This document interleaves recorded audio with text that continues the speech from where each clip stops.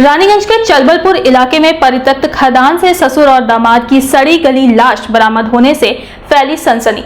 मृतकों की पहचान विपिन भुइया और उसके दामाद राकेश कुमार के रूप में हुई है। दोनों चपोई इलाके के रहने वाले थे और गत बुधवार से रहस्यमय ढंग से लापता थे। परिजनों ने दोनों की हत्या की आशंका जताई है। पुलिस ने पूरे मामले की छानबीन शुरू कर दी है, लेकिन ससुर और दामाद की मौत पर अभी भी रहस्य बना हुआ है।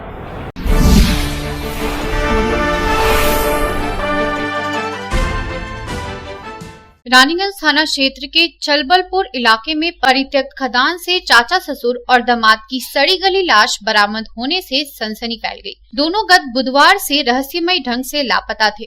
मृतकों की पहचान 42 वर्षीय विपिन भुइया और उसके दामाद राकेश कुमार के रूप में हुई है। ये दोनों चपुई के 2 नंबर बालू बंकर इलाके के निवासी थे। मृतकों के परिजनों ने दोनों की हत्या का आरोप लगाया है। पुलिस ने पूरे मामले की छानबीन शुरू कर दी है। सूत्रों से प्राप्त जानकारी के अनुसार विपिन भुइया दैनिक मजदूरी करता था, जबकि उसका दामाद राकेश कुमार पंजाब के लुधियाना में रहता था। हाल ही में वह ससुराल आया था। गत बुधवार सुबह विपिन भुइया घर से निकला था, जबकि राकेश नित्य कर्म के लिए घर से बाहर गया था। देर शाम तक दोनों घर वापस नहीं लौटे तो परिजन चिंतित हो गए और उनके मोबाइल पर कॉल कर संपर्क करने का प्रयास किया। साथ ही परिजनों द्वारा उनकी खोजबीन शुरू की गई, लेकिन दोनों का कोई अता पता नहीं चला।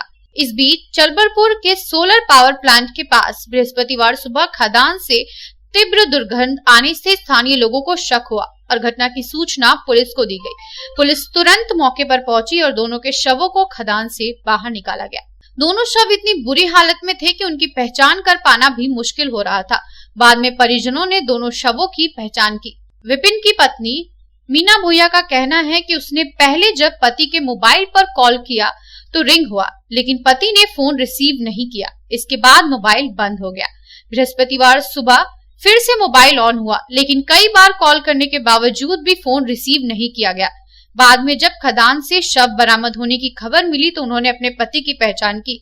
मीना भुइया ने आरोप लगाया कि उसके पति और दामाद की हत्या की गई है। और मोबाइल उनका पास उन लोग पास था, तो परसों सुबह में कर रहे थे तो रिंग हो रहा था। परसों 7 बजे शाम से मोबाइल स्विच ऑफ बता रहा था। कल दिन रात किए मोबाइल स्विच ऑफ बता रहा था। आज मोबाइल ऑन बता रहा है, आज रिंग हो रहा। मोबाइल मिला? नहीं मिला, मोबाइल रिंग हो रहा है। क्या लग रहा है आप लोग को कोई मर्डर हुआ? मर्डर हुआ। किसी पर शक? नहीं, शक तो ऐसे किसी पर नहीं। क्या काम करते थे पापा? पापा ऐसे ही जिसका खदान में कभी खदान में, कभी राजमिस्त्री घर बनता है उसमें काम करते। जीजा जी? जीजा जी यहाँ के नहीं है। जीजा जी का टिकट बना था, वो भी वही काम करते थे। कब आया जीजा जी यहाँ? जीजा जी यहाँ 2 तारीख। क्या नाम उनका? उनका राकेश कुमार। क्या तो आप लोग को बोले तो पुलिस बोला कि नहीं ऐसे नहीं होगा।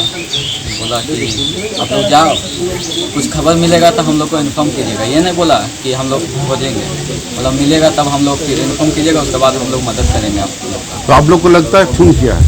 एकदम।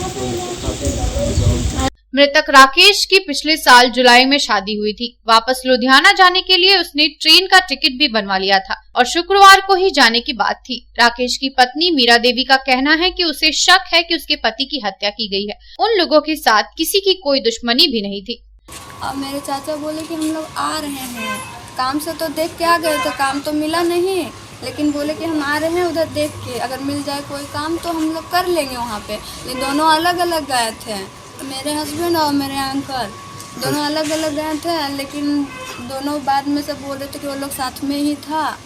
और कल परसों कॉल कर रहे थे, शाम तक मतलब 7 बजे तक फ़ोन बंद हो गया था। और उसके बाद बंद हुआ फ़ोन, आज सुबह को ऑन हुआ है। हाँ ऑन हुआ है, अब जाके बंद बता रहा है फ़ोन।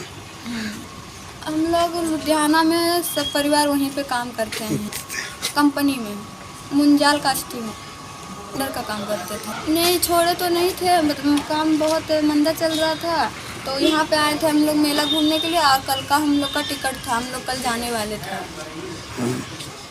घर जाने वाले, लुधियाना जाने वाले। यहाँ अपने मम्मी यहाँ आए थे। बहरहाल पुलिस ने इस मामले की जांच शुरू कर दी है और दोनों की मौत से जुड़े सभी पहलुओं की छानबीन कर रही है।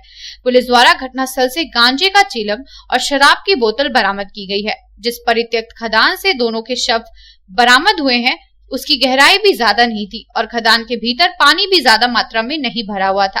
फिलहाल ससुर और दामाद की मौत पर रहस्य बना हुआ है और पुलिस उनकी मौत के गुत्थी सुलझाने में जुटी है। रानीगंज से संजय भंडारी की रिपोर्ट, पब्लिक टाइम्स। আপনার স্বপ্নের বাড়ি এখন হাতের মুঠোয়। বাঁকে বিহারী ধাম 2 নম্বর জাতীয় সড়কের পাশে গোপাল মাঠের মোহনপুর মৌজায় এই পরিবেশ বান্ধব 150 বিঘের টাউনশিপে থাকছে নানান ধরনের প্লট, থাকছে ডিউপ্লেক্স, বাংলোর উপযোগী প্লট।